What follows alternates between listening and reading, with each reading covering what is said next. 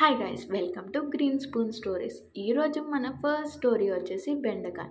ఎందుకంటే బెండకాయతో చిన్నప్పుడు మనకు చాలా జ్ఞాపకాలు ఉంటాయి. మ్యాథ్స్ బాగా వచ్చిద్దనో లేక చదివినవి బాగా గుర్తుంటాయనో మన అమ్మ నాన్న ముందుతో తినిపించేవాళ్ళు. అలాంటి ఈ బెండకాయకి బెండకాయ అనే పేరు ఎలా వచ్చిందో తెలుసుకుందామా? అసలు అయితే బెండకాయ మొదట ఆఫ్రికాలో పుట్టింది. తర్వాత వ్యాపారాలు ప్రయాణాల ద్వారా ఇండియాకి వచ్చింది.